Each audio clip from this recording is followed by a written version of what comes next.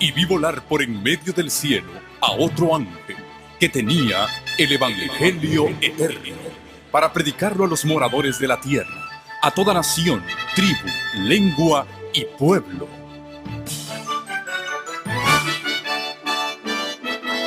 Con ustedes su programa cristiano con temas bíblicos de actualidad.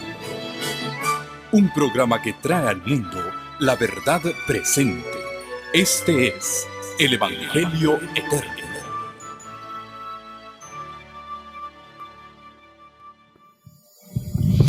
Un feliz sábado para cada uno de ustedes. Contentos de estar en la casa del Señor. Hemos venido estudiando en estos días juntos la obra de la tercera persona de la deidad, el Espíritu Santo, en relación con la salvación y en relación con el ministerio de Cristo en el santuario celestial. Y hoy nos toca ver la obra de Cristo y del Espíritu Santo en el atrio del santuario. Si recordamos, vimos que el santuario tiene 3 compartimentos. La primera parte del santuario se llama el atrio, la corte exterior, o el patio, le diríamos nosotros, del santuario. Allí, proyectado en la pantalla, vamos a ver un diagrama del dibujo del santuario. Y vamos a ver los elementos que están en el atrio del santuario. Las 3 partes del santuario representan el ministerio sacerdotal de Cristo. Allí pueden ver ustedes en la pantalla un dibujo del santuario donde se alcanza a ver la corte o el patio exterior y luego el edificio propiamente dicho. Y el título de nuestro tema de hoy, la obra del Espíritu Santo en relación con el santuario. Y entonces en la próxima diapositiva podemos ver el ministerio de nuestro Señor Jesucristo en el santuario. Las fases del ministerio de Cristo. Vemos el atrio representa la obra que Cristo hizo en su venida a esta tierra. Luego el lugar santo, el ministerio de Cristo desde su ascensión al cielo hasta el año 1844. Y luego el lugar santísimo, la obra final de Cristo desde 1844 hasta su segunda venida. Cuando Él vino a esta tierra, vino como siervo sufriente. Y esto está representado aquí en el atrio por el altar de sacrificio. Por eso el siervo sufriente que viene como víctima para dar su vida en expiación por el pecado. No solamente las 3 partes del santuario representan las 3 fases del ministerio sacerdotal de Cristo, pero también representan la experiencia de cada cristiano por la cual tenemos que ir pasando para llegar a reflejar en nosotros la imagen de Dios. El pecador no solamente necesita ser perdonado de sus pecados, necesita ser restaurado a la imagen de Dios. Y eso se hace a través de las fases del ministerio de Cristo en nuestra propia vida. Cada uno de nosotros tenemos que pasar por la experiencia del atrio, del lugar santo, para entrar finalmente al lugar santísimo. No podemos saltear ninguna de estas fases en nuestra propia vida. llevan una secuencia en nosotros también. Si vemos, por ejemplo, el atrio, allí tenemos el altar de sacrificio. Y aquí representa cuando nosotros reconocemos que somos pecadores, cuando el Espíritu Santo nos trae a comprender que somos pecadores y la paga del pecado es muerte y merecemos la muerte. Pero entonces el Espíritu Santo nos guía por el camino del santuario a encontrarnos con aquel único que puede darnos el perdón y la salvación, nuestro Señor Jesucristo. Por cierto, la obra de la redención no la inicia el hombre, la inicia Dios. A veces tendemos a pensar que, bueno, nosotros somos los que buscamos a Dios, pero realmente es Dios quien nos busca a nosotros. Si vamos al libro de Gálatas, en el capítulo 4, Gálatas capítulo 4, nos dice en el versículo 8, ciertamente en otro tiempo, no conociendo a Dios, servíais a los que por naturaleza no son Dios. Todos nosotros, antes de conocer a Dios, teníamos nuestros propios dioses a quienes adorábamos. Quizás no era un ídolo de piedra o de oro o de plata, pero eran nuestros propios pecados a los cuales servíamos y a los cuales estábamos atados, nuestros vicios. Y llegó el momento que reconocimos que no podíamos cambiar por nosotros mismos. Y entonces decimos nosotros, buscamos a Dios. Pero miren lo que dice aquí. En otro tiempo, no conociendo a Dios, servíais a los que por naturaleza no son dioses. Mas ahora, versículo 9, conociendo a Dios, y luego el mismo apóstol Pablo se corrige y dice, o más bien, siendo conocidos por Dios. Fíjense, no es que nosotros conocemos a Dios, es más bien que Dios nos conoce a nosotros. Dios nos busca, Dios nos llama, Dios toma la iniciativa para hacer posible nuestra salvación. El ser humano quisiera tomar crédito para sí mismo diciendo, bueno, yo fui el que conocí a Dios, yo conocí este camino, yo conocí al Señor. Y así hablamos normalmente. Decimos, ¿cuánto tiempo haces que conoces al Señor? Hace tanto tiempo que yo lo conocí. ¿Cuánto tiempo haces que te entregaste al Señor? Pero ¿saben que si no fuera porque Dios nos trajera, nosotros ni siquiera hubiéramos venido a Él? El Señor Jesucristo, en el Evangelio según San Juan en el capítulo 6, nos dice en el versículo 44, y estas son palabras mismas del Señor Jesús: ninguno puede venir a mí. Ninguno puede venir a mí si el Padre que me envió no lo ¿qué? No le trajere. Así que ni siquiera podemos acercarnos a Dios si no fuera porque Dios a través de su Espíritu Santo nos trae, nos llama, nos atrae a sí mismos. Asimismo, si vamos al libro de Romanos, el apóstol Pablo lo pone aquí de manera categórica.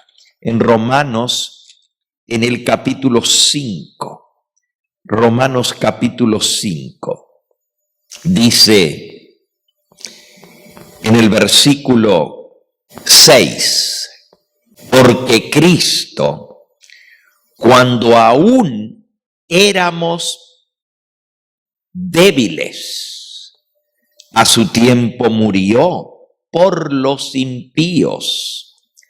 Ciertamente apenas morirá alguno por un justo, con todo, pudiera ser que alguno osara morir por el bueno, mas Dios muestra su amor para con nosotros en que siendo aún pecadores, Cristo murió por nosotros. Versículo 9, mucho más estando ya justificados en su sangre, por él seremos salvos de la ira. Porque si siendo enemigos, versículo 10, si siendo enemigos fuimos reconciliados con Dios por la muerte de su Hijo, mucho más estando reconciliados, seremos salvos por su vida. Ahora quiero que entendamos un poquito estos términos. Aquí dice que todavía nosotros éramos enemigos. Ni pensábamos en venir a Dios.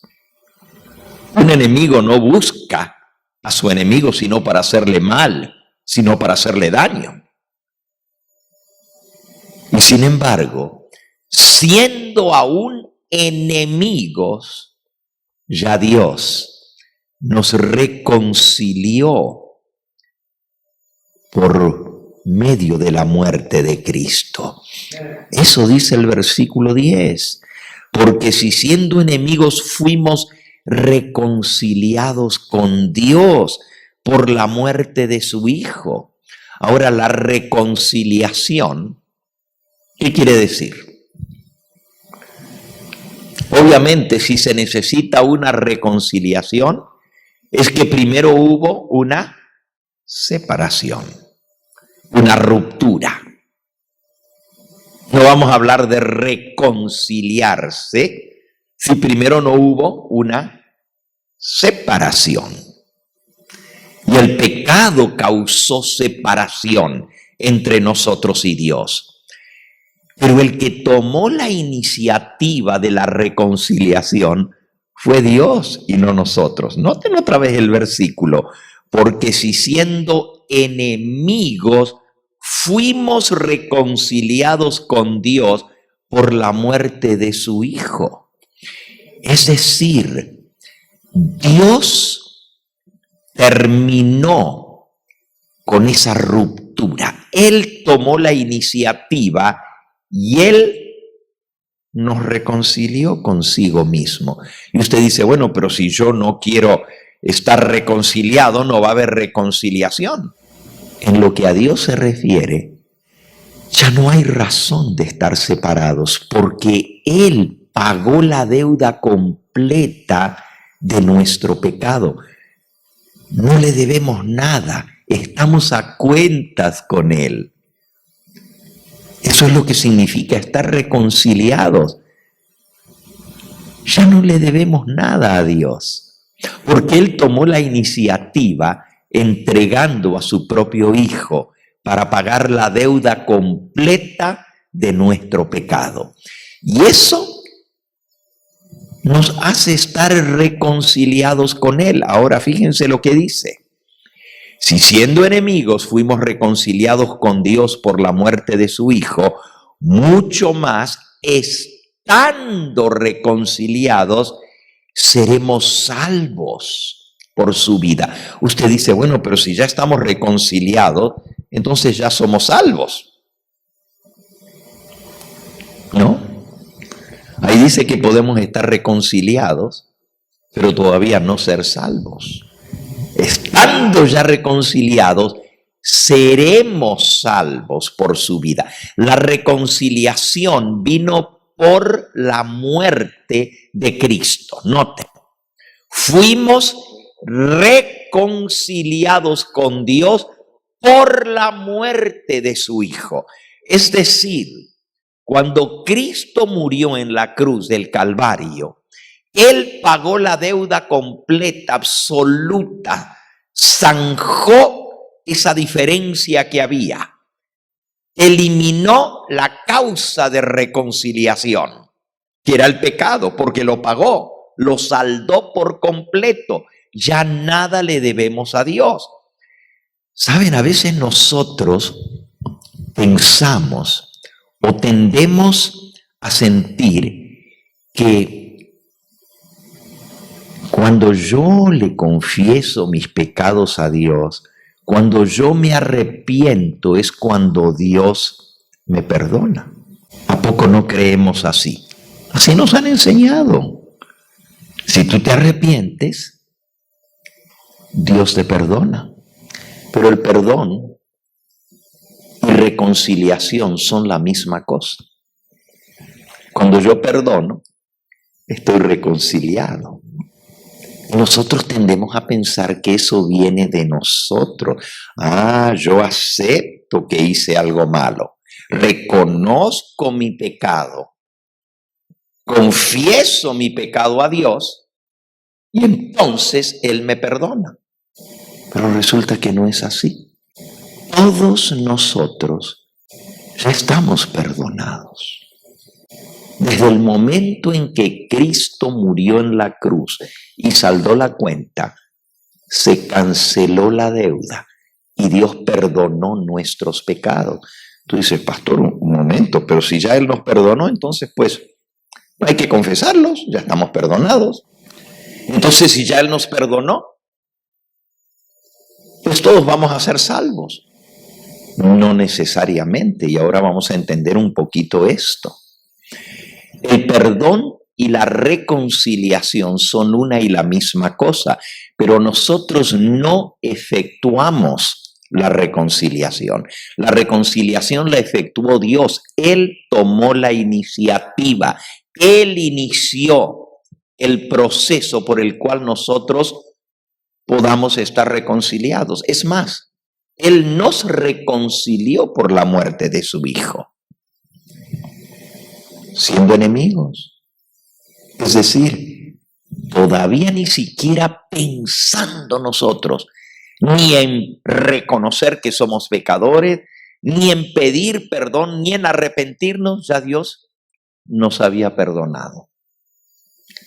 Aunque esto nos parezca raro, eso es así. La reconciliación y el perdón no depende de lo que yo hago, depende de lo que Cristo hizo por nosotros. Vamos a ilustrarlo para poder entender un poquito más. Cuando Jesús estaba siendo crucificado, cuando los soldados romanos le estaban atravesando con esos clavos toscos y ásperos sus sagradas manos y sus pies, mientras lo torturaban,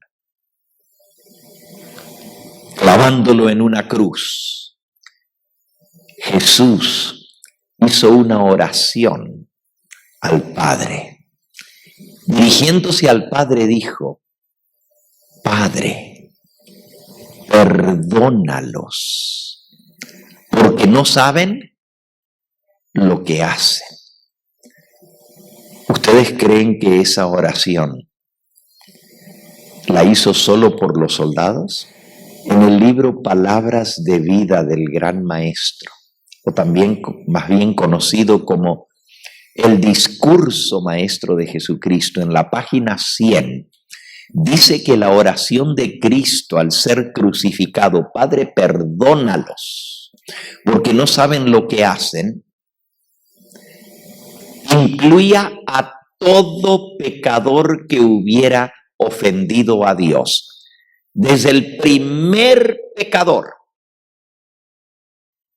hasta el último que vaya a vivir al final de la historia de esta tierra. La oración de Cristo, Padre, perdónalos, me incluye a mí y te incluye a ti, e incluye a toda la raza humana.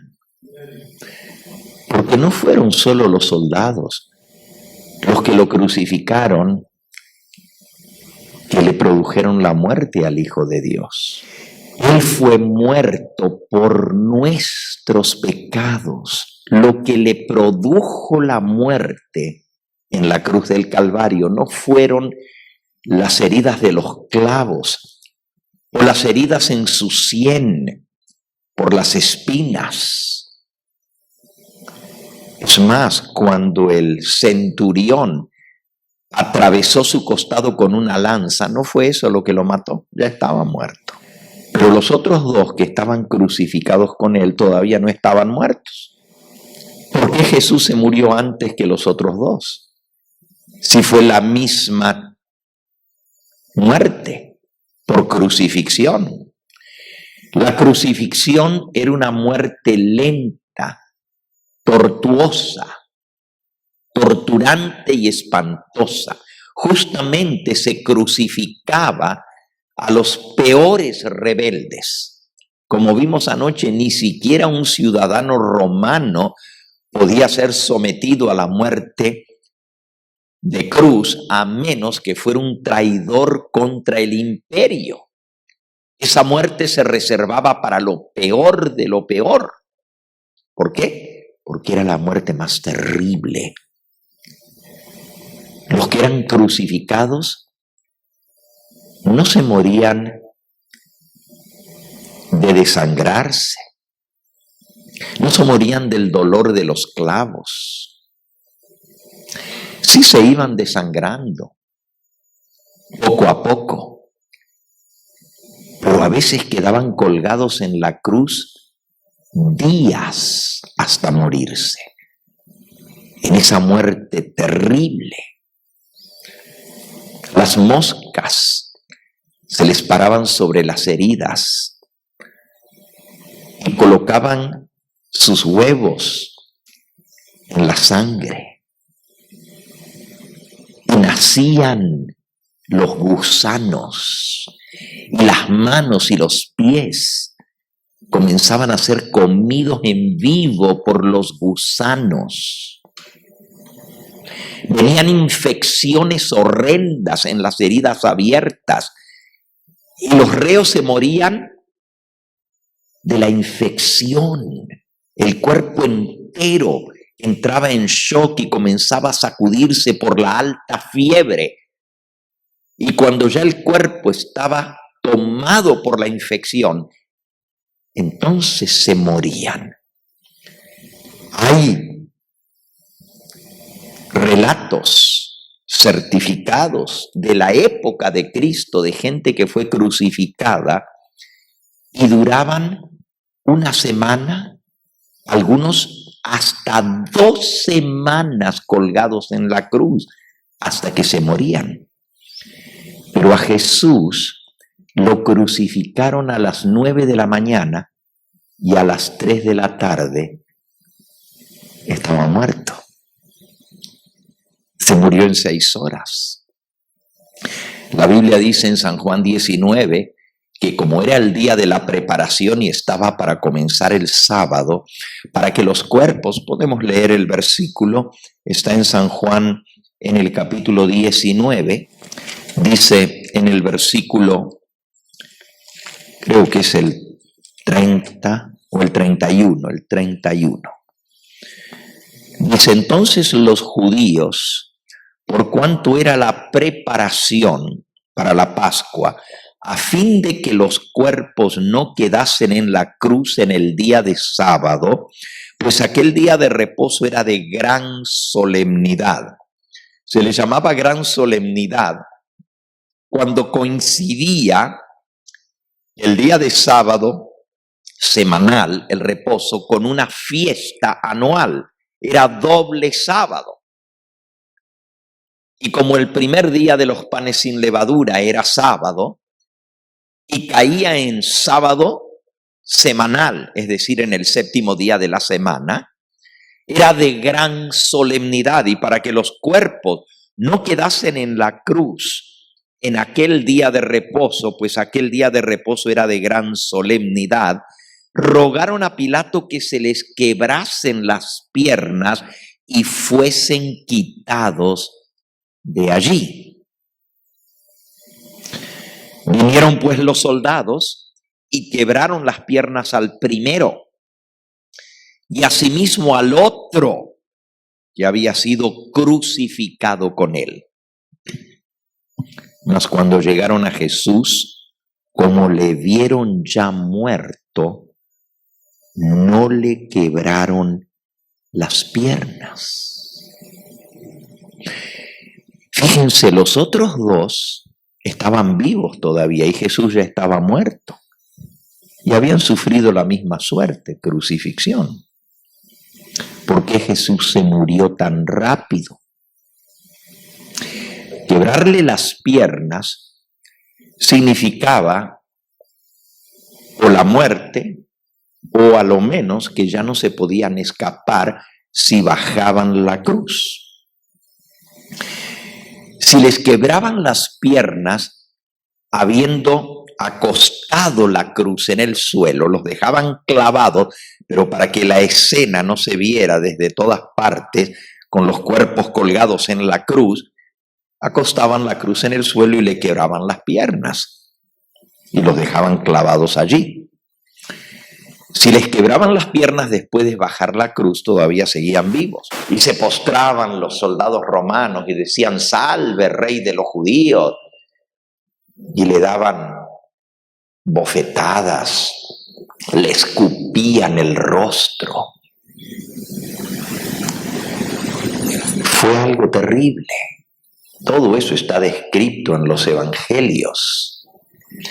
Luego le taparon los ojos con un pañuelo y tomaban turnos los soldados para darle trompadas en la cara.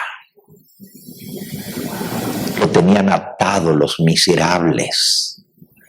No se podían ni tapar los golpes que le daban. Y con los ojos tapados lo golpeaban y le decían, profetiza, adivina quién te golpeó, ya que eres el Hijo de Dios. Le escupían el rostro. Y Jesús no podía ni siquiera quitarse la saliva sucia que le chorreaba por la barba y limpiarse porque lo tenían atado. Todo esto pasó el Señor por nosotros. Le hicieron cargar la cruz. Ni siquiera era la cruz completa. Era el patíbulo. La cruz tenía 2 palos. Por eso se llama cruz, porque son 2 palos cruzados. El que es largo y se pone vertical se llama palus en latín, el idioma de los romanos. Y el otro patíbulo, palus y patíbulo. Lo que Jesús cargó fue el patíbulo. El otro, nadie lo podía cargar, era un tronco, era como un árbol, no se podía mover. Eso lo tenían en el lugar de la crucifixión, pero le hacían cargar el que cruzaba. Ahora, yo quiero que ustedes sepan que Jesús no era un hombre debilucho. No era un hombre, a veces lo pintan delgado. Los pintores de la Edad Media lo hacen así como estilizado, flaco. Jesús no era una persona débil. La mayor parte de su vida había trabajado en trabajo físico. Era carpintero. Los últimos 3 años de su vida fue predicador y sanador y maestro. Pero los otros 20 y pico de años de su vida trabajó en una carpintería, cortando madera, cargando, moviendo troncos. Aparte, caminaba mucho. Cuando usted saca la cuenta de las millas y millas que recorría, tan solo en esos 3 años, las veces que iba de Galilea a Judea, a Jerusalén, y regresaba, y sus viajes que hizo, y era todo a pie. Una persona que no tuviera un estado físico bien fuerte no podría haber aguantado los viajes. Estamos hablando de millas y millas, días de caminata. Jesús era una persona fuerte y sin embargo no soportó cargar el patíbulo. Se lo tuvieron que meter a otro, a Simón de Cirene, porque él se derrumbó cuando le pusieron. La razón para eso es que había pasado toda la noche sin dormir. Lo habían azotado 3 veces durante la noche. No había comido, no le habían dado agua, había perdido sangre y estaba debilitado físicamente. Pero su condición de debilitamiento había comenzado mucho antes de que lo maltrataran, después que la turba lo tomó y lo llevaron ante el Sanedrín, ante Anás, ante Caifás, y luego ante Pilato, y luego ante Herodes, y de vuelta a Pilato, todas las vueltas que le dieron. Todo eso fue durante la noche, el jueves de noche, porque a las 9 de la mañana el viernes ya lo habían colgado. Toda esa noche él la pasó de un lugar a otro. Pero realmente su agonía no comenzó con la turba cuando lo prendieron, comenzó antes de eso. Si ustedes van al Evangelio según San Lucas, y yo estoy explicando todo esto para que entendamos lo que fue el altar de sacrificio, representado en la corte exterior, en el atrio exterior del santuario, el altar. Así como el cordero era inmolado, así Cristo fue inmolado. En el Evangelio según San Lucas, y lo leo de San Lucas porque el Evangelio de Lucas tiene una particularidad. Hay 4 evangelios, los 4 relatan la escena del Getsemaní, pero Lucas era médico. El que escribió el Evangelio de Lucas se le llama el médico amado, a San Lucas. Y él usa algunas expresiones de la terminología médica, porque siendo médico conocía esa terminología. Si vamos a leer lo que pasó en el Getsemaní, y no vamos a estudiar todos los detalles, pero esa noche, después de lo que anoche estudiamos, lo que Jesús les habló sobre el Espíritu Santo en el aposento alto, salieron y se dirigieron, bajaron la cuesta desde el monte de Sión, donde estaban en el aposento alto.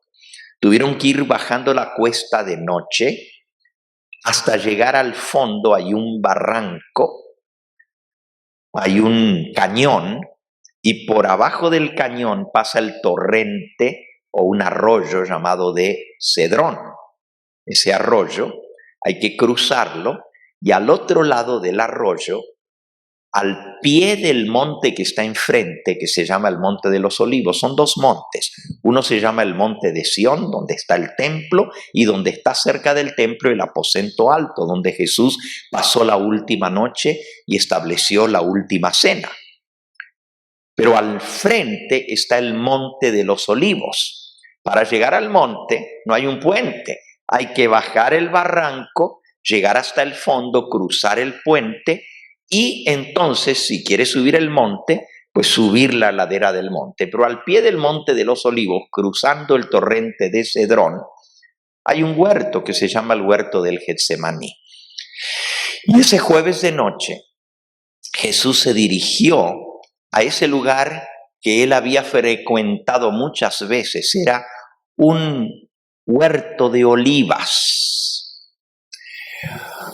El huerto era muy antiguo. Es más, actualmente el huerto del Getsemaní es pequeño. En aquella época ocupaba mucho más espacio. Ahora pues mide más o menos una media cuadra de largo, es como un jardín. Y dentro de ese huerto de los olivos le construyeron una iglesia que se llama la iglesia del Monte de los Olivos o la iglesia del Getsemaní, ¿verdad? Eso ya siglos después, la madre de Constantino el Grande, que se llamaba Helena, mandó a construir ese templo en ese lugar para recordar el lugar donde Cristo pasó esa última noche antes de ser prendido. Pero cuando Jesús iba a orar allí, porque iba muy a menudo cuando estaba en Jerusalén, era su lugar de retiro. Y a veces pasaba la noche entera en oración en ese lugar. Era un lugar tranquilo, fuera de la ciudad, porque la ciudad tenía un muro y había que salir del muro, bajar el barranco. Por cierto, el barranco es bien hondo. Ustedes se acuerdan que cuando el diablo en la tercera tentación llevó a Jesús al pináculo del templo. El templo está sobre el monte de Sión. Y el pináculo se le llama a una esquina donde el muro hace un doblez, es decir, una esquina. Ese punto se llama el pináculo. Y el diablo lo llevó allá arriba y le dijo, tírate abajo. Es el lugar más alto en todo Jerusalén. Es altísimo. Y tú miras para abajo y ves el barranco allá abajo. Hoy en día, al lado del torrente de Cedrón pasa una carretera. Y cuando usted está mirando desde arriba del muro de Jerusalén, se ven los carritos chiquitos allá abajo, nomás para que se den una idea de lo alto que es el lugar. Es un cañón profundo, profundo. No tan profundo como el cañón del Colorado, pero es un cañón bien grande y eso hay que bajarlo para cruzar el torrente y entonces ir al huerto de las olivas. La gente no iba mucho porque eso estaba fuera del muro, estaba, por así decirlo, fuera de la ciudad. Por eso Jesús escogió ese lugar, porque era un lugar tranquilo, donde nadie lo molestaba. Era un lugar de árboles, había sombra, había tranquilidad, y él pasaba muchas noches en oración allí. Y esta vez se dirigió al mismo lugar. Pero en el Evangelio de Lucas nos cuenta cómo era su actitud emocional cuando él se dirigía hacia ese lugar. En San Lucas, en el capítulo 22, dice el versículo 39, y saliendo, ahora está saliendo del lugar donde celebraron la Santa Cena, esa noche del jueves por la noche. Y saliendo se fue, como solía, esta era su costumbre, al monte de los olivos, y sus discípulos también lo siguieron. Y cuando llegó a aquel lugar les dijo, orad, que no entréis en tentación. Y se apartó de ellos a distancia como de un tiro de piedra, y puesto de rodillas, oró, diciendo, Padre, si quieres, pasa de mí esta copa, pero no se haga mi voluntad, sino la tuya. Ahora, es interesante porque cuando él se dirigió hacia ese lugar, La Biblia dice que iba muy, pero muy triste. Iba, es más, caminando, bajando el barranco. Les dijo a sus discípulos: he aquí mi alma está muy angustiada, está muy triste, hasta la misma muerte, dijo. Los discípulos vieron su actitud, nunca lo habían visto tan triste, tan afectado. Y cuando les dijo: quédense aquí y oren, y él se separó de ellos como a la distancia de un tiro de piedra, más o menos, pues hasta donde llega una piedra cuando usted la tira. No era tan lejos como para que no lo vieran, pero no era tan cerca como para que no lo oyeran. Y comenzó a orar.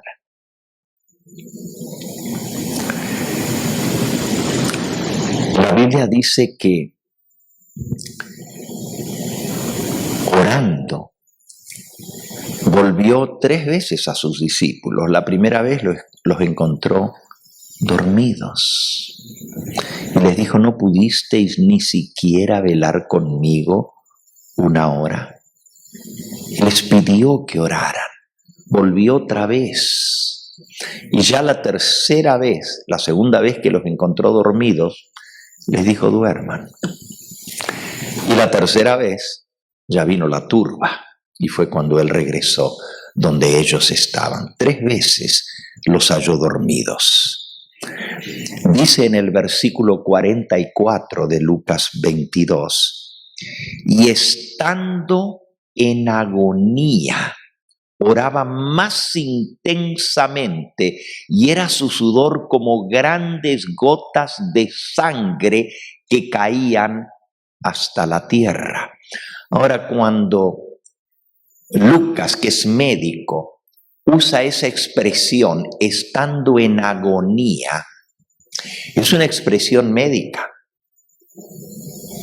Es un término de la medicina. Y cuando una persona está agonizando, literalmente se está ¿qué? Está muriendo. Nosotros sabemos, cuando nos dicen ya está agonizando, es que ya se está muriendo. Y Jesús ya estaba agonizando esa noche y todavía no le habían echado mano. Todavía Judas no lo había traicionado. Todavía no había sido llevado de lugar en lugar, azotado, enjuiciado y todo lo que le hicieron. Todavía no le habían clavado un solo clavo y ya se estaba muriendo. ¿Por qué? Le habían sido puestos sobre él todos los pecados de la raza humana. Él estaba cargando el peso del pecado y conociendo lo ofensivo y terrible que es el pecado a la vista de su Padre, sintió que ya no podía soportar el peso. Elena de White, en el capítulo del deseado de toda la gente es Getsemaní, les aconsejo leer ese capítulo más de una vez.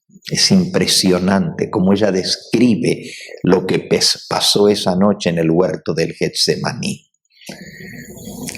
De todo lo que Elena de White escribió, hay un capítulo que para mí es el más impresionante. Es el que más me ha sacudido. La manera como Elena de White describe los sufrimientos de Cristo en el Getsemaní. Ese capítulo es parte de lo que está en el deseado de toda la gente, que se titula Getsemaní.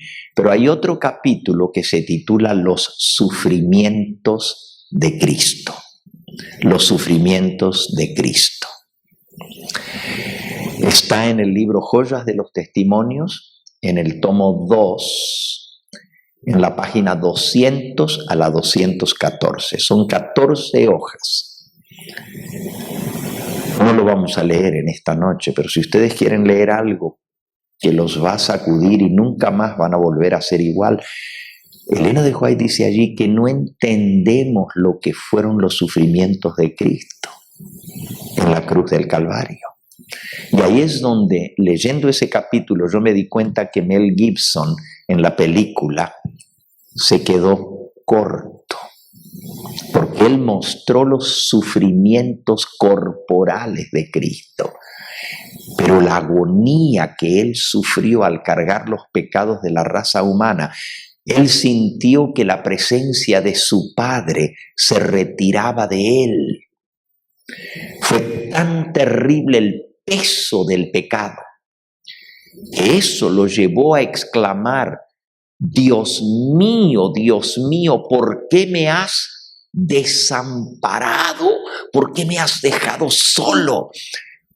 Porque los ojos del Padre son tan santos que no pueden ver el mal. Dios se aparta, porque la palabra santo quiere decir apartado, separado de todo lo que es lo malo. Eso es lo que quiere decir santo. Y la Biblia dice que Dios es santo. Y ese ser que agonizaba en el Getsemaní tenía tan grande repulsión por el pecado, porque era santo, nunca había pecado, que al cargar los pecados de la raza humana, sintió que no soportaba. Humanamente hablando, Cristo se hubiera muerto porque su corazón hubiera estallado en el Getsemaní.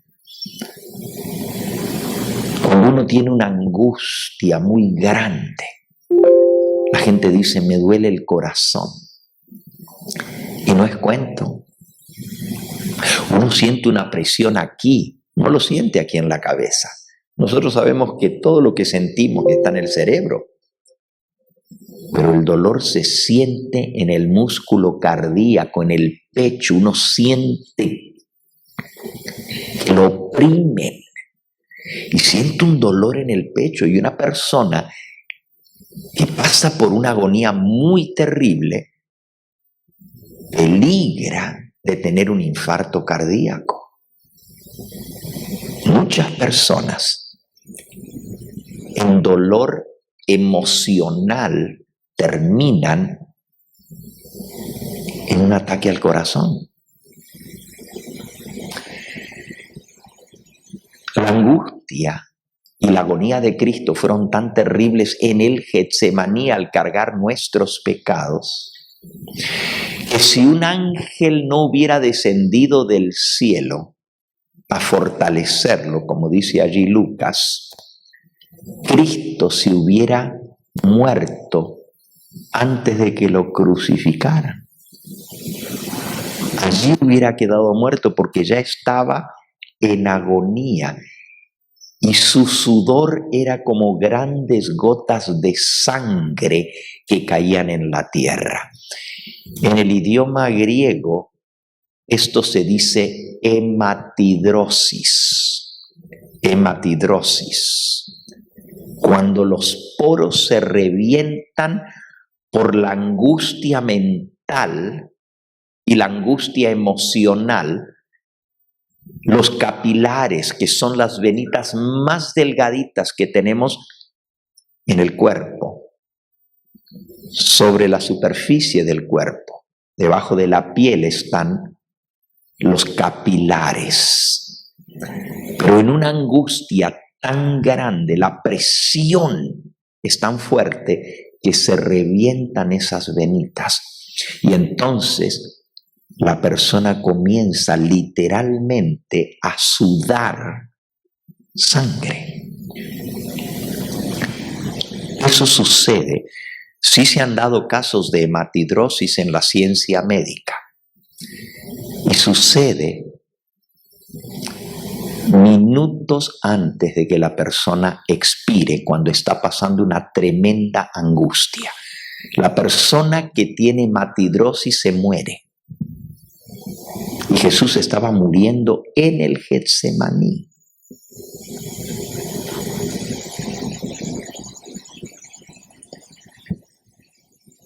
decir,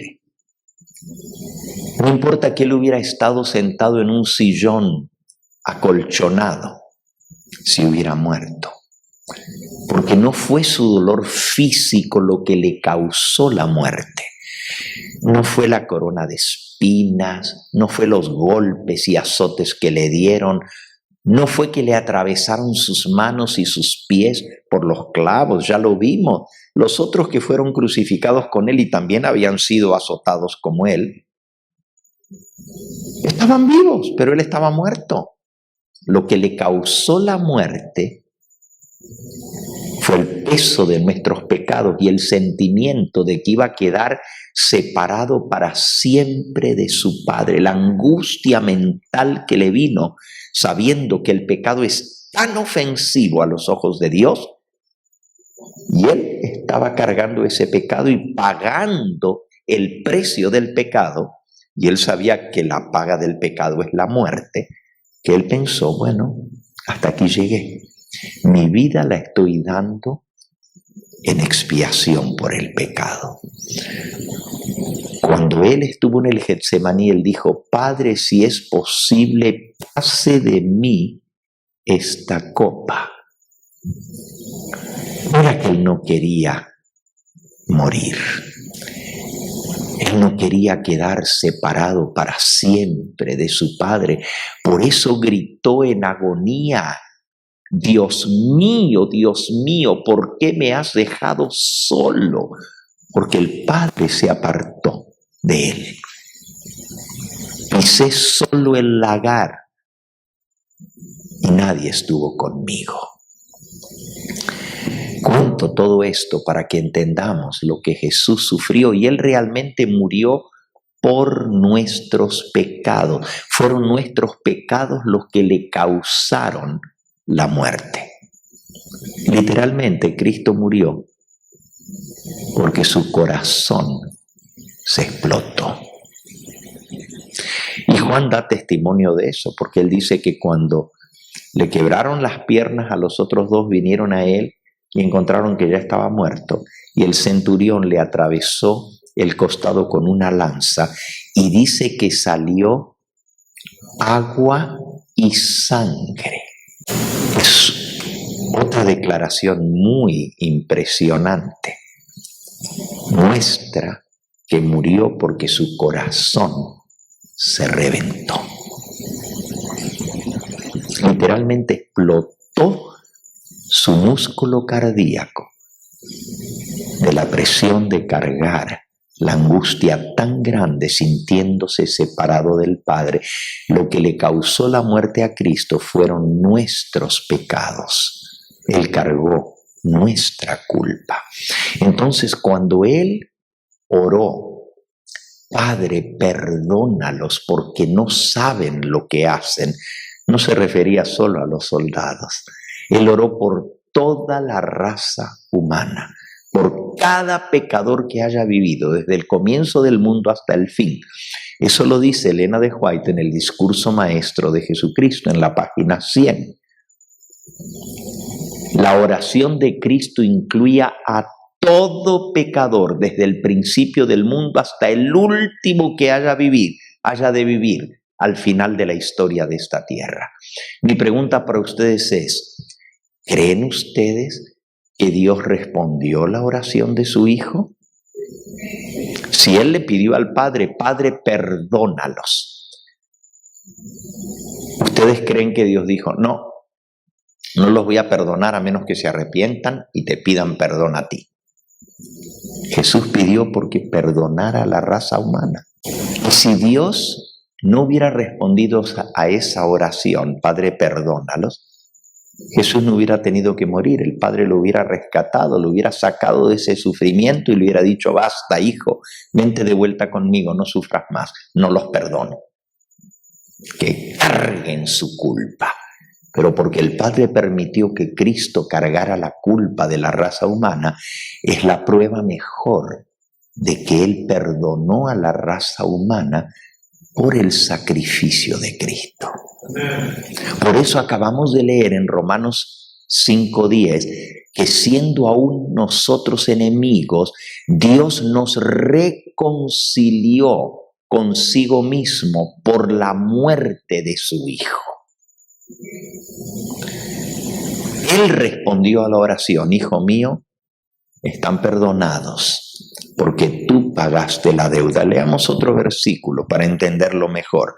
Segunda de Corintios, capítulo 5. Segunda de Corintios, capítulo 5, dice en el versículo 19 que Dios estaba en Cristo reconciliando consigo al mundo, no tomándoles en cuenta a los hombres sus pecados, y nos encargó a nosotros la palabra de reconciliación. Y dice el versículo 21, al que no conoció pecado, por nosotros lo hizo pecado, para que nosotros fuésemos hechos justicia de Dios en él. Al que no conoció pecado, he that knew no sin was made sin for us. Fue hecho pecado.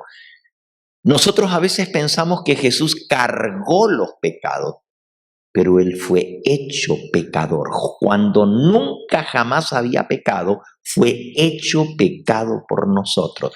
¿Por qué creen que Jesús le había dicho a Nicodemo? En San Juan capítulo 3 y versículo 14. Como Moisés le levantó la serpiente en el desierto, así es necesario que el Hijo del Hombre sea levantado, para que todo aquel que en él crea no se pierda, mas tenga vida eterna. Como Moisés levantó la serpiente en el desierto, así el Hijo del Hombre tiene que ser levantado en un madero. Cuando Jesús murió, hermanos, nosotros nos gusta pensar que Él murió como un cordero, sin mancha ni mácula, y es cierto. El cordero representa a Cristo porque era inocente, porque nunca pecó, pero cuando Él murió levantado en una cruz, la Biblia dice: maldito es aquel que muere colgado en un madero. Quiere decir que Jesús murió siendo maldito. Y usted dice: pastor, ¿cómo usted va a decir que Jesús murió siendo maldito? Murió como una serpiente, y la serpiente es símbolo de lo malo. La serpiente es símbolo de Satanás. Y cuando Él, colgado en esa cruz, expiró por nosotros, no murió como un santo, murió como un pecador. Él cargó el pecado de todos nosotros. Cuando Él estaba colgado en la cruz, Él cargaba el pecado de todo mentiroso, de cada mentira, de todo estafador, de cada ratero. Él murió como un pervertido sexual, cargando el pecado de los pervertidos. Él murió como un asesino, un criminal, cargando el pecado de los criminales que matan a más de una persona y torturan a sus víctimas y luego las violan estando muertas o vivas y las descuartizan. Y usted dice: ay, pastor, ¿por qué está diciendo todo eso? Para que entendamos que Jesús estaba cargando todo eso en la cruz del Calvario. Él era cada uno de esos pecadores. Él tomó el lugar de ellos y en la cruz del Calvario Él murió como la serpiente. El cúmulo del mal de la humanidad pesaba sobre Él. Es para que entendamos. El que no conoció pecado. Segunda de Corintios 5, 21. Al que no conoció pecado, por nosotros fue hecho pecado. Ayer aprendimos que Él fue hecho carne. ¿Se acuerdan? Que no era solamente aparentó tener una apariencia física, que no solamente se puso una ropa que después se la puede quitar cuando se hizo hombre. Se hizo hombre y sigue siendo hombre y va a ser hombre por toda la eternidad. Y cuando Él murió en la cruz del Calvario, fue hecho pecado, no nomás cargó los pecados. Cada pervertido y pecador que ha vivido en el mundo, Jesús estaba tomando el lugar de esa persona y pagando lo que Él tiene que pagar. Tú dices, pero no hay manera que una de esas personas horrendas, como el que disparó y mató a 22 personas en El Paso, Texas, hace unos días atrás, y simplemente disparó a cualquiera y solamente quería matar a los mexicanos porque el odio estaba en su corazón. Jesús cargó esos pecados y Él murió para pagar la deuda por ese hombre. Y usted dice, pero eso no puede ser perdonado. Y Cristo dijo, Padre, perdónalos. Es decir, por la muerte de Cristo, toda la raza humana fue perdonada, fue reconciliada. Nuevamente, el versículo 19 de Segunda de Corintios 5. Dios estaba en Cristo reconciliando consigo, ¿a quién? Al mundo. Él no nomás murió por aquellos que van a ser salvos. Eso se llama salvación limitada. Hay gente que cree que la salvación está limitada solamente para aquellos que Dios escogió para que se salven. Pero la Biblia dice que Cristo, al morir, reconcilió con Dios al mundo. Es decir, la raza humana entera, el planeta entero fue reconciliado con Dios a través de la muerte de Cristo. No tomándoles en cuenta a los hombres sus pecados. Dios dijo, ¿saben qué? No me deben nada. No tomo en cuenta ninguno de los pecados que hayan cometido. Porque ya mi Hijo los cargó y los saldó en su totalidad. Otro pasaje que muestra que la salvación no es limitada, sino es absoluta para toda la raza humana. Ya lo leímos allí en Romanos capítulo 5 y versículo 10, donde decía, porque si siendo enemigos fuimos reconciliados con Dios por la muerte de su Hijo. Fíjense, estando reconciliados. Ahora, este es un verbo en el presente continuo. Estamos reconciliados. ¿Y cuándo estamos reconciliados? Siendo enemigos, fuimos reconciliados. Es decir, cuando todavía el ser humano ni piensa en arrepentirse, ya está reconciliado. Cuando el ser humano todavía ni piensa en reconocer que ha hecho malo, ya Dios lo perdonó. Podríamos ilustrar esto con la historia que el Señor Jesús contó. ¿Se acuerdan de esa historia que él contó de un padre que tenía 2 hijos? Y el menor le dijo: padre, dame la parte de la herencia que me corresponde. Y el padre le dio la mitad de la herencia y el hijo se fue. Y malgastó todo lo que tanto le había costado a su padre en toda su vida. Porque el padre había ganado eso con mucho esfuerzo. Y estando todavía en vida, y no era obligación del padre darle la herencia estando en vida, la herencia se da cuando alguien muere. Pero el padre le dio la mitad de todo lo que tenía, porque tenía 2 hijos, en vida. Y el muchacho fue y lo malgastó. La Biblia dice que en prostitutas y en sus amigos. Se fue lejos y se gastó todo el dinero, lo despilfarró. Y cuando ya no le quedaba nada, porque mientras que tuvo dinero, tuvo amigos. Así siempre es en la vida, ¿verdad? Pero cuando ya no tenía más dinero, ya no tenía amigos tampoco. Y estaba desesperado, no tenía ni qué comer porque se lo había gastado todo, lo había despilfarrado.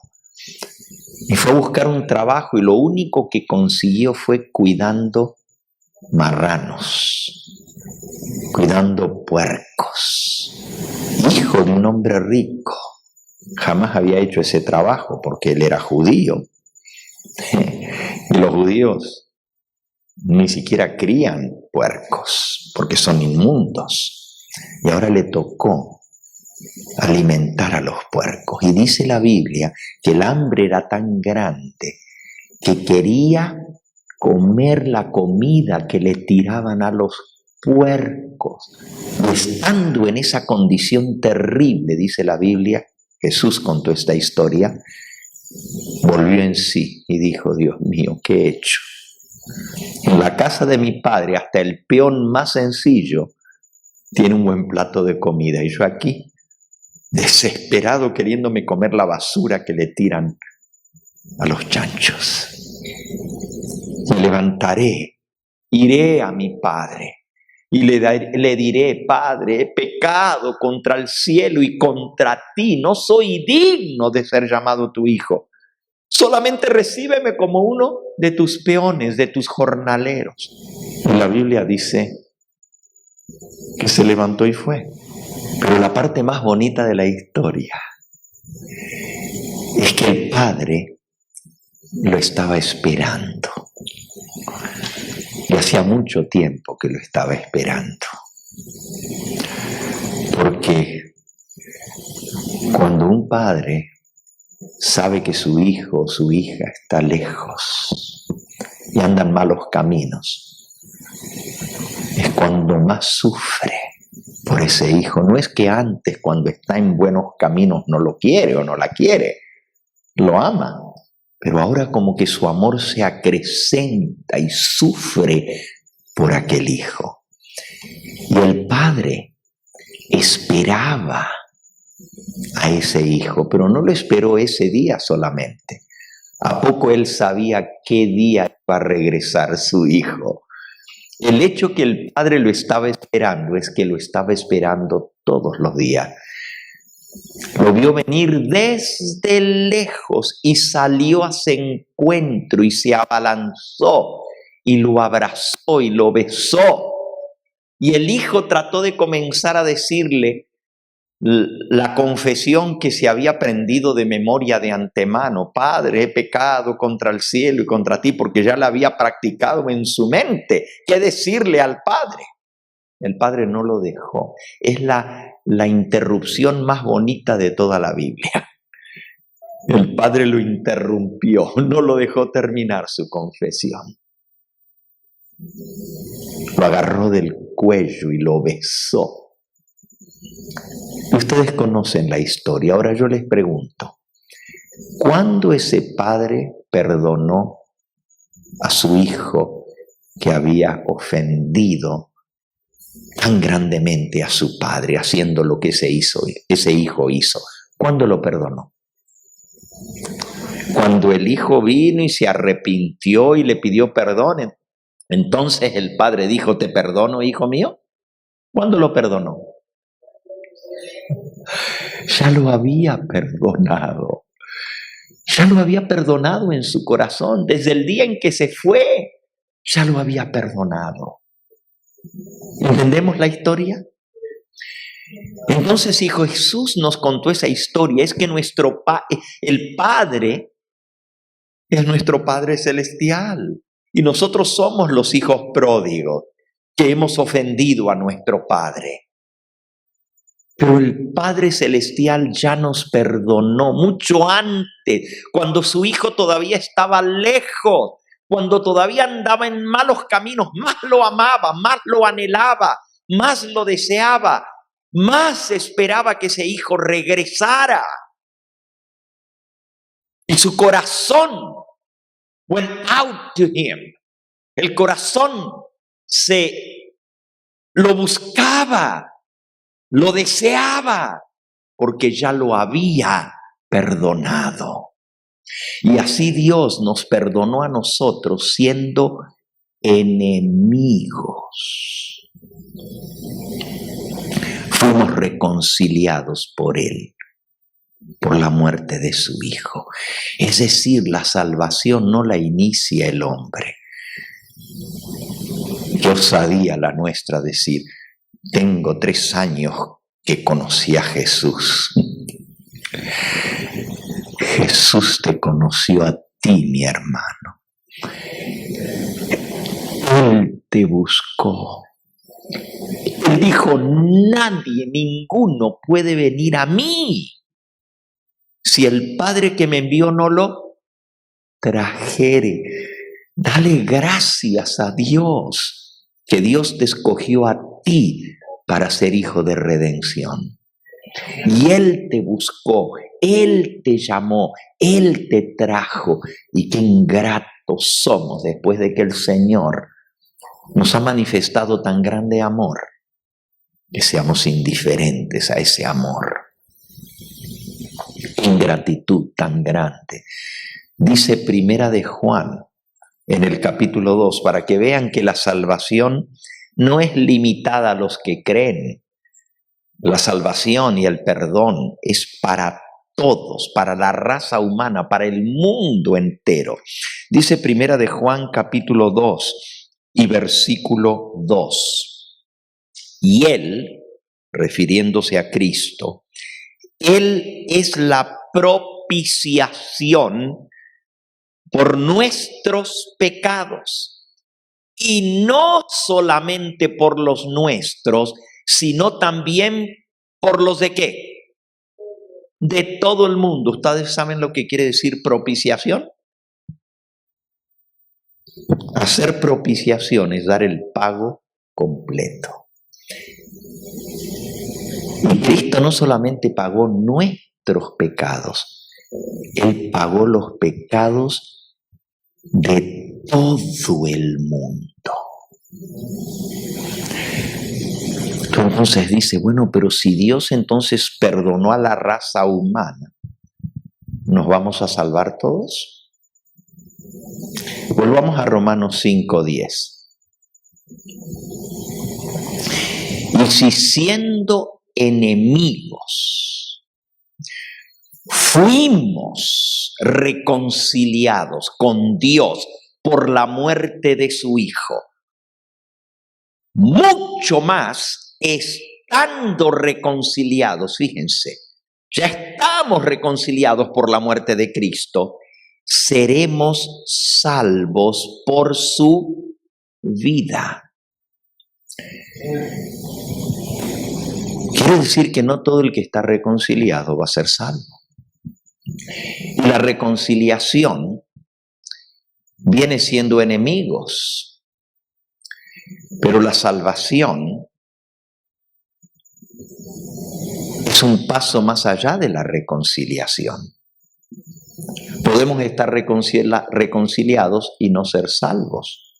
Y usted dice, ¿cómo puede ser? Ahí está. Si ya estamos reconciliados, ¿cuánto más seremos salvos por la vida? Si por la muerte de Cristo Él nos perdona, por su vida nos salva. El mundo cristiano lo tiene todo equivocado. Si usted le pregunta a cualquier cristiano, inclusive los adventistas, ¿qué hizo posible nuestra salvación? Todos te van a decir la muerte de Cristo. La muerte de Cristo hizo posible el perdón, pero la salvación viene por su vida, no por su muerte. Did you get that? ¿Entendiste lo que dije? La reconciliación es por su muerte, pero la salvación es por su vida, es decir, porque Él vive para interceder por nosotros. Allí mismo, en Romanos, en el capítulo 8, dice, versículo 32, el que no escatimó a su propio Hijo, sino que lo entregó por todos nosotros, ¿cómo no nos dará también con Él todas las cosas? ¿Quién acusará a los escogidos de Dios? Si Dios es el que los justifica, ¿quién es el que los condenará? Si Cristo es el que murió, y más aún el que también resucitó, y el que además está a la diestra de Dios, el que también intercede por nosotros. Fíjense, por su muerte ganó el derecho a perdonarnos, y Dios nos perdonó, pero por su vida nos salva. ¿Que no fue eso lo que leímos en Romanos 5:10? Que somos reconciliados por su muerte, pero somos salvos por su vida. Si Cristo no hubiera ascendido al cielo y no estuviera en el santuario intercediendo por nosotros, no seríamos salvos. ¿Y por qué la intercesión? Ahora respondo a la pregunta. Si por la muerte de Cristo Dios perdonó al mundo entero y ya no toma en cuenta los pecados, ¿por qué no todos somos salvos? Repito, cuando Cristo murió, Él dijo, Padre, perdónalos. Y eso incluye a todos los pecadores. Y acabamos de leer que Cristo pagó la deuda, hizo propiciación por todos nuestros pecados, y no solamente por los nuestros, sino por los del mundo entero. Es decir, el mundo entero está reconciliado. Entonces, ¿por qué no todos somos salvos si ya nos perdonó a todos? Porque para Dios el libre albedrío es tan sagrado y solemne, porque es lo que Dios le dio al hombre y a cada criatura inteligente que Él creó, le dio el libre albedrío, la libertad de escoger, y Dios respeta eso más que la vida de su propio Hijo. Se dice, ¿cómo? Dios respeta el libre albedrío de cada una de sus criaturas. Él no va a salvar por la fuerza a nadie. Para que el sacrificio de Cristo efectúe mi salvación, yo tengo que querer ser salvo. Yo tengo que aceptar ese sacrificio. Yo tengo que recibir lo que Él me ofrece. No es por la fuerza. Si Dios salvara a toda la raza humana, porque ya la muerte de Cristo cubrió todos los pecados, entonces estaría salvando a personas que ni siquiera quieren ser salvas. ¿Cómo se sentiría una persona que lo que le gusta es robar, matar y violar, que la lleven al cielo. Sería un infierno para él, porque no puede hacer lo que a él le gusta. A ver, pónganse a pensar. La salvación tiene que anhelarse, tiene que quererse, tiene que aceptarse, porque si yo quiero seguir siendo lo que soy y no quiero ser cambiado por Dios, Dios no me puede cambiar. Por más que Dios quiera, Él respeta mi decisión. Él no va a obligar a nadie a obedecerle por la fuerza. Yo tengo que querer. Ahora, la pregunta es, bueno, ¿y por qué entonces, si yo quiero, sigo pecando? Eso lo vamos a ver mañana al entrar al lugar santo. Pero hoy estamos viendo el perdón, y el perdón es en el atrio. Y en el atrio Dios nos perdona completamente. Pero el atrio, que tiene el altar de sacrificio que representa la muerte de Cristo, también tiene otro mobiliario que se llama el lavacro. Y en el lavacro somos lavados y limpiados del pecado. No solamente somos perdonados por la sangre, pero somos lavados por Cristo. Eso representa el bautismo. Es decir, decía hace un momento que en el esquema del santuario no solamente representa las 3 fases del ministerio de Cristo, pero también representa las 3 fases de la salvación en nosotros. 3 fases de la salvación.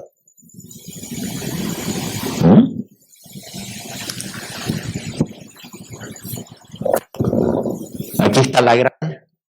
Sí, ponme el anterior, el del Espíritu Santo. La obra del Espíritu Santo en el santuario. En el atrio, y aquí vamos a ir de derecha a izquierda. Simplemente porque así estaba construido el tabernáculo. Porque el hebreo escribe de derecha a izquierda. Nosotros siempre leemos de aquí hacia allá. Pero el tabernáculo está hecho para la mente hebrea y va de derecha a izquierda y no de izquierda a derecha. Entonces el atrio es lo primero es la primera parte del santuario. Y así como Cristo en el atrio pagó el precio de nuestro pecado, y esto representa su muerte, y esto representa su resurrección, así como el bautismo representa la resurrección de Cristo. Así la obra del Espíritu Santo, cuando nosotros aceptamos el llamado de Dios, permitimos que Él nos atraiga al santuario, porque nadie puede venir, y el santuario es todo de Cristo. Todo aquí lo representa a Cristo. Aquí está Cristo muriendo en el altar. Aquí está Cristo resucitando. Aquí está Cristo el pan que nos alimenta. Aquí está Cristo la luz que nos alumbra. Aquí está Cristo intercediendo por nosotros en el altar de la intercesión y del incienso. Y aquí está Cristo juzgándonos. Todo el santuario es la obra de Cristo. Y Cristo dice, nadie puede venir a mí si el Padre que me envió no lo trajera. Entonces, cuando el Espíritu Santo nos trae a Cristo, nos trae al santuario, porque allí se efectúa nuestra salvación. En el atrio somos reconciliados, es decir, somos justificados, somos perdonados. Y esa es la obra del Espíritu Santo que nos convence de pecado para que reconozcamos la necesidad que tenemos de aceptar el sacrificio. Por más que Cristo haya muerto y nos haya reconciliado, si el Espíritu Santo no hace la obra en nosotros y nos convence de pecado, no hay salvación. Porque la salvación se efectúa cuando yo recibo el perdón. Dios ofrece el perdón, pero si yo no lo recibo, el perdón no me puede cubrir a mí porque no lo quiero. Dios me reconcilia, pero si yo no quiero, ustedes lo saben en la vida real. Si una pareja está separada y uno de los dos dice, yo la perdono, pero el otro no quiere, no hay reconciliación. Bueno, de parte de uno, yo lo perdono, yo la perdono, pero para que se efectúe la reconciliación completa, la otra persona tiene que aceptar el perdón, y así es con Dios. Y esa es la obra del Espíritu Santo, hacer efectivo en nosotros el perdón. Dios lo ofrece, Él tomó la iniciativa, Él nos reconcilió consigo mismo por la muerte de su Hijo, pero el Espíritu Santo trabaja en nosotros, convenciendo de pecado para que vengamos al santuario y recibamos el perdón que Dios nos ofrece. Entonces, en la obra del cristiano, este es el primer paso: reconocer que somos pecadores. El Espíritu Santo nos convence de pecado y nos lleva a recibir el perdón. Eso se llama la conversión. Cada cristiano, ese es el primer paso que tiene que tomar. La conversión, el aceptar el perdón, aceptar la salvación que Dios le ofrece. Y luego viene el bautismo. Hay cristianos que se quedan en el altar y nunca pasan al lavacro. Es más, hay muchos que creen que lo más importante es que ya Cristo murió por nosotros. La mayoría del mundo evangélico dice, ya fuimos salvos por Cristo, porque Él murió por nosotros. Mentira. Y usted dice, pastor, ¿qué está diciendo? Sí, todo eso de que ya Cristo me salvó porque ya pagó por mí, eso no es cierto. Ya nosotros vimos en esta noche que por su muerte nos reconcilió, pero por su vida nos salva. Sin la intercesión de Cristo no hay salvación. Sin la obra del Espíritu Santo no hay salvación. Entonces no somos salvos por su muerte, somos salvos por su vida, por su intercesión. Yo he contado muchas veces esta historia, pero la voy a relatar una vez más. Hace años atrás, allá por la década de principios de 1950, una persona aquí en el estado de California mató a su mejor amigo. No voy a contar los detalles de la historia, pero fue condenado. Había testigos que lo vieron cuando lo mató. Y le dieron la pena capital, la silla eléctrica, cuando en esa época existía la silla eléctrica. Este hombre, en un momento de arrebato, había matado a su mejor amigo. Él reconoció. No había manera de escaparse, lo hizo en público. Estaban en un bar cuando lo mató y hubo testigos. Estaba esperando su ejecución en la prisión de San Quintín, en una isla. San Quintín es una isla frente a San Francisco, donde estaba la cárcel para los de pena de muerte. Y para resumirles la historia,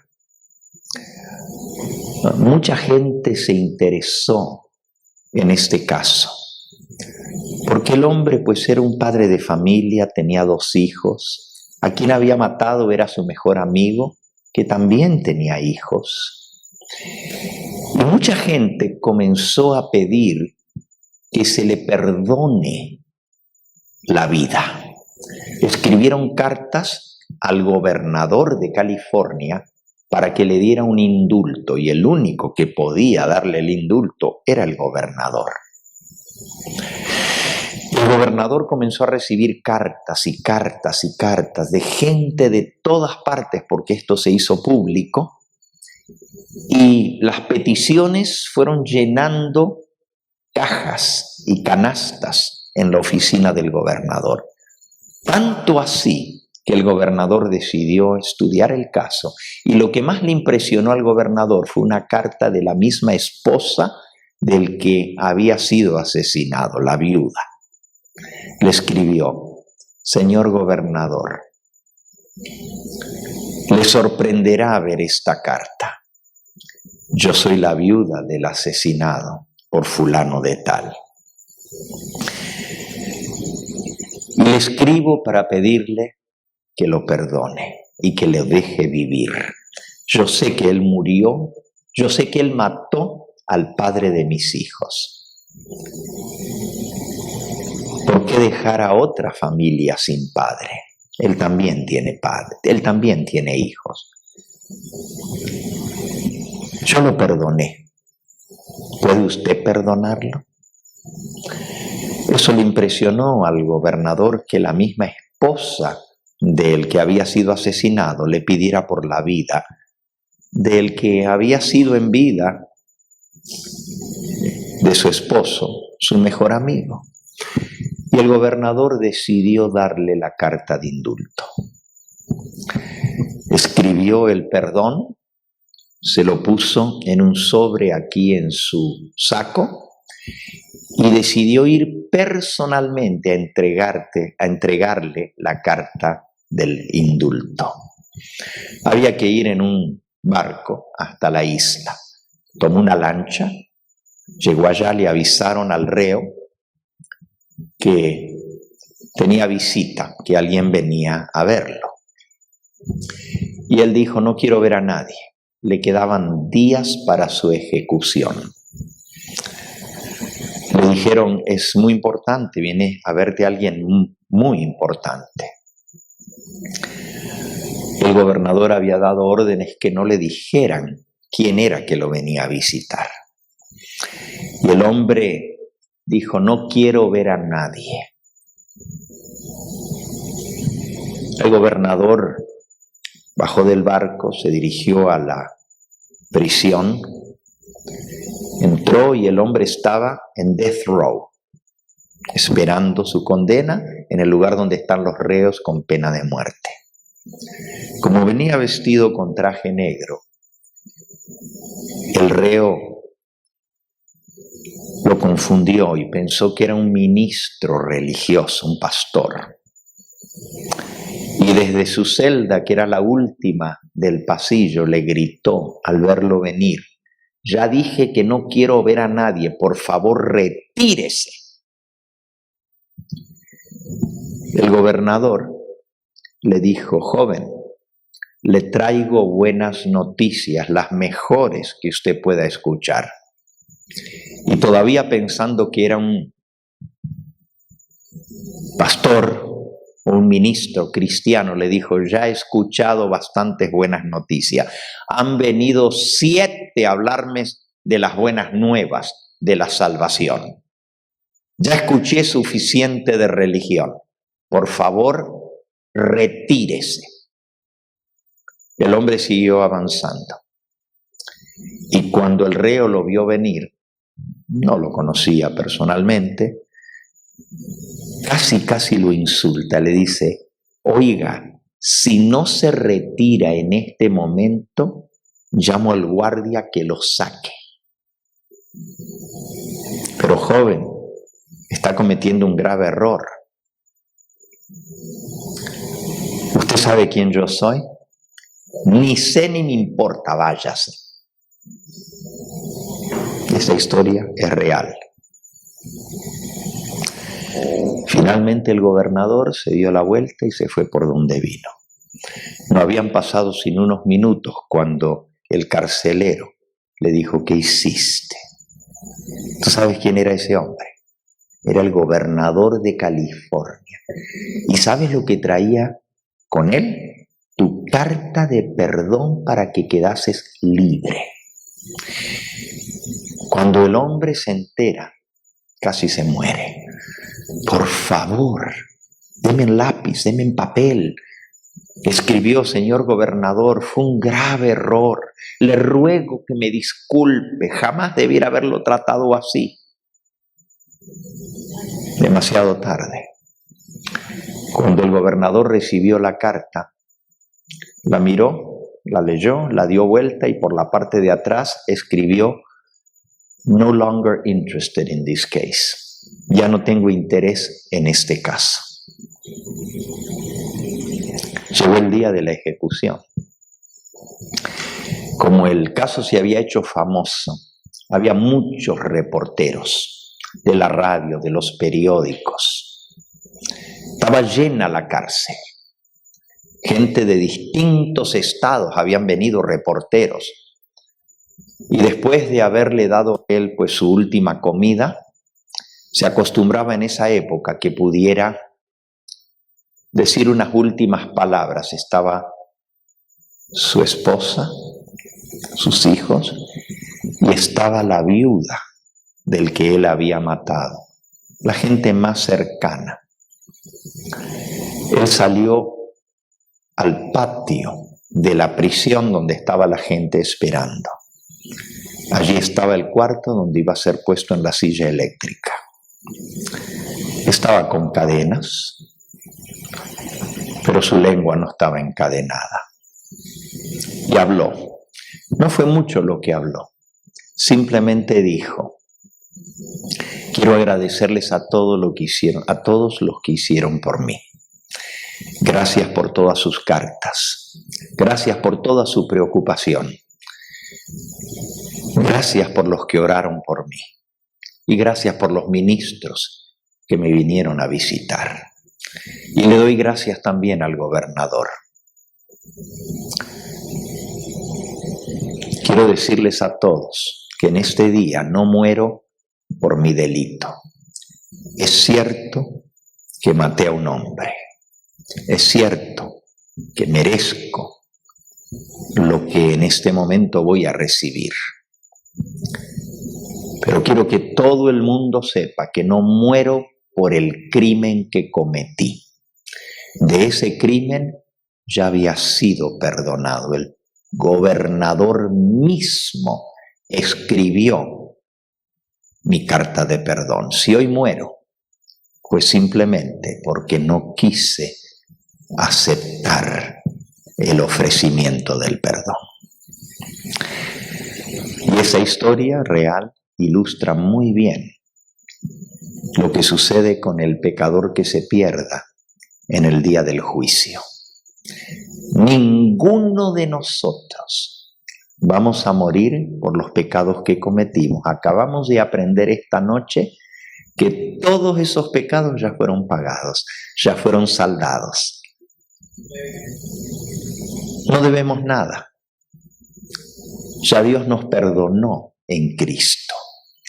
Si alguno de nosotros nos toca ser echados al lago de fuego y ser condenados, no va a ser por los pecados que cometimos. Será porque rechazamos el perdón que Dios nos ofrece. Y así la salvación se efectúa cuando yo recibo el perdón. Y esa es la obra del Espíritu Santo. Guiarnos al arrepentimiento. Nadie puede arrepentirse por sí solo. Nadie. Si normalmente lo que hacemos es: no, yo no tengo la culpa, él fue el que me ofendió a mí. Ella fue la que me hizo el daño a mí. ¿Cómo yo le voy a pedir perdón si yo no hice nada? Así somos los seres humanos. Muy difícil que reconozcamos lo que hemos hecho.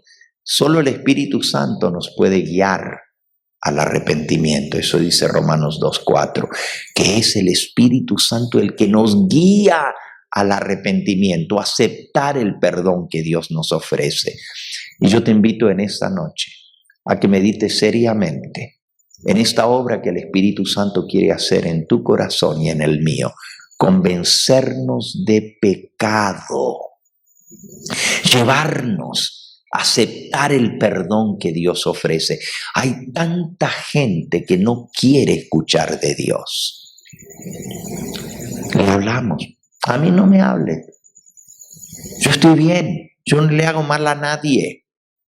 Así dice la gente, déjame tranquilo, yo no le hago mal a mi prójimo, yo no necesito de Dios, eso vele a predicar a otro. Yo estoy bien, I'm okay, I don't need religion. Millones de personas hoy en día no quieren saber nada de Dios, a pesar de que Dios ya los perdonó. Es increíble. Qué triste, cuánta gente se va a perder simplemente porque no quieren aceptar el perdón. De allí que es tan importante que puedan oír, que puedan escuchar. Por eso la Biblia dice que Dios escogió salvar a los hombres por la locura de la predicación. La fe viene por el oír y el oír por la palabra de Dios.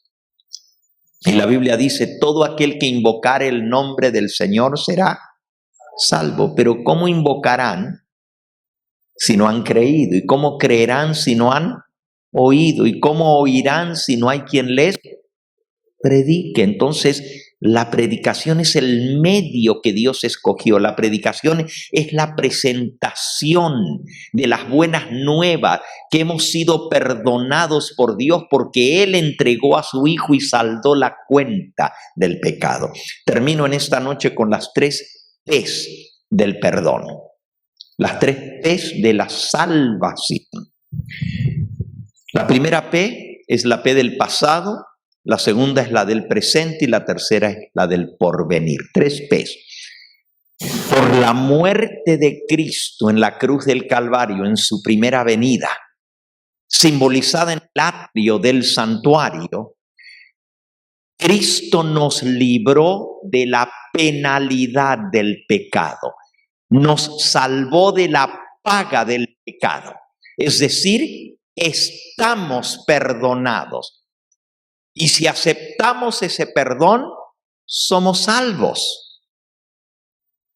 Y usted dice, ¿ya somos salvos? Bueno, vimos hoy que por la intercesión de Cristo y la obra del Espíritu Santo, si aceptamos el perdón, Dios nos aplica ese perdón a nuestra vida y somos perdonados. Esa es la salvación por la muerte de Cristo y la intercesión de Cristo en el santuario. Pero en el presente estamos siendo salvos. Somos salvos, estamos siendo salvos y seremos salvos. Y usted dice, ¿pero cómo? ¿Lo uno o lo otro? No, son los 3. En el presente nos libra de la segunda P. La primera P es la paga del pecado. La segunda P es el poder del pecado.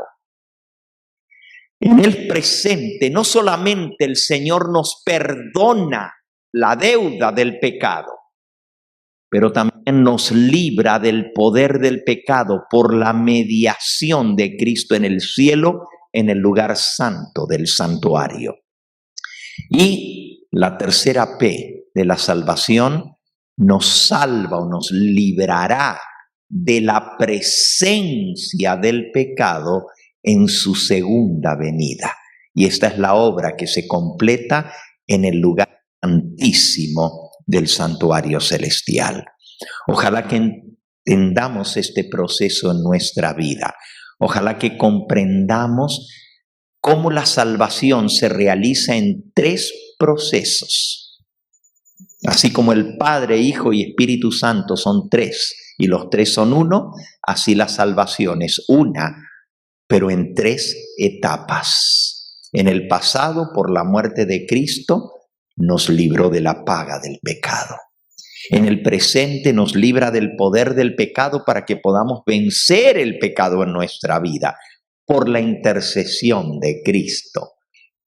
Y en el futuro, cuando Él venga, nos librará para siempre de la presencia del pecado, para que ya no tengamos que vivir en un mundo de pecado, rodeado de pecado, sino que para siempre quedaremos libres de la presencia del pecado. Y eso es lo que Dios quiere hacer en nuestra vida. Mañana vamos a entrar por la fe al lugar santo y vamos a entender la obra de Cristo y del Espíritu Santo en el lugar santo. Les invito a que nos pongamos en pie y vamos a cantar ese himno que dice Un día, así se titula, Un día. Y el coro de ese himno dice, vivo me amaba. En el Calvario mi mal enterró. Resucitado es mi justicia y un día Él viene, pues lo prometió. Es el 94. Un día. Una vez más, nuestro corazón ha sido compungido en esta noche al escuchar y al repasar todo lo que tú sufriste e hiciste por nosotros. Al verte colgado en esa cruz, clamando, Dios mío, ¿por qué me has desamparado? Entendemos la tremenda agonía de sentir el peso del pecado de toda la humanidad. Y queremos agradecerte porque estuviste dispuesto a beber la copa por nosotros hasta la última gota. Entendemos, Señor, que si un ángel no hubiera venido a fortalecer tu naturaleza física, cualquier otro hombre hubiera muerto en el Getsemaní. Pero el ángel te fortaleció, Señor, para que pudieses aguantar todo lo demás que vendría por darnos el perdón y la salvación. Gracias, porque tu Espíritu Santo ha hecho la obra en nuestros corazones, porque no hemos sido insensibles a su llamado, porque no hemos endurecido nuestra alma en nuestro pecado para rechazar un perdón que costó tan caro. Gracias, porque tu Espíritu Santo nos ha traído a ti para que tú puedas efectuar en nosotros la salvación. Si hay alguno aquí en esta noche que aún no ha recibido públicamente y plenamente esa salvación, reconociéndose como pecador necesitado de perdón y aceptando el sacrificio de tu Hijo, te pido, Señor, que tu Espíritu Santo lo convenza de pecado.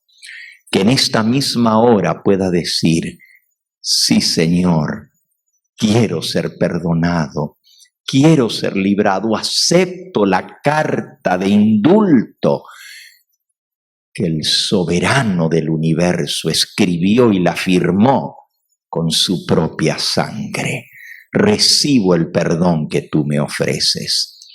Te pido, Padre Santo, que cada alma que está escuchando este mensaje en esta hora, donde quiera que esté, tu Espíritu Santo la compunja, tu Espíritu Santo la convenza, tu Espíritu Santo la lleve al arrepentimiento, a la confesión y al aceptar el perdón que tú le ofreces gratuitamente. Al retirarnos de este lugar, pedimos que tu Espíritu Santo siga hablándonos a nuestra conciencia. Al acostarnos esta noche, que lo que hemos escuchado siga haciendo impacto en nosotros y nos lleve a tomar determinaciones definitivas, de permitir no solo la primera parte de la obra de tu Espíritu Santo en nosotros, que es guiarnos al arrepentimiento y aceptar el perdón, pero que podamos también entender que tenemos que pasar por el lavacro, el bautismo, para entrar al lugar santo y así permitir que tú no solamente nos perdones, pero que también nos limpies de todo pecado y nos des la victoria del pecado a través de la obra de Cristo y de tu Espíritu Santo en el lugar santo. Y que finalmente podamos entender el misterio del lugar santísimo y cómo eso nos prepara para el juicio. Despídenos con tu bendición. Llévanos a nuestros hogares y tráenos mañana en las horas de la mañana de tu santo sábado para gozarnos juntos y para seguir recibiendo la gracia que viene de la mediación de Cristo en el santuario celestial. Estos favores te los pedimos sin merecerlos, en el nombre sacrosanto de tu amado Hijo, nuestro bendito Salvador, quien por nosotros se hizo pecado. Sin haber jamás cometido un pecado, cargó el pecado de todos nosotros para que por su muerte nosotros pudiéramos ser perdonados, para que por su justicia nosotros pudiéramos ser justificados. Verdaderamente entendemos que Él sufrió lo que nosotros debiéramos sufrir para que nosotros podamos gozar lo que Él merece gozar. Él se hizo nada para que nosotros fuésemos hechos todo. Él se rebajó para que nosotros pudiéramos ser exaltados. Él tomó nuestro lugar y cargó nuestra culpa para que nosotros podamos ser libres y un día verte cara a cara.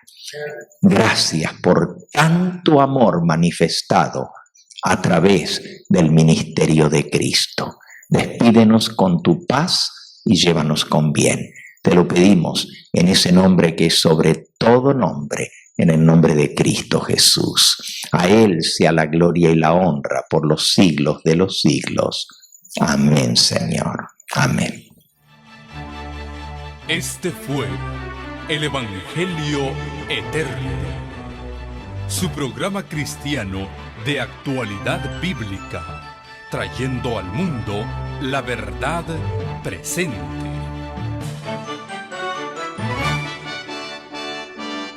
Y vi volar por en medio del cielo a otro ángel que tenía el Evangelio eterno, para predicarlo a los moradores de la tierra, a toda nación, tribu, lengua y pueblo.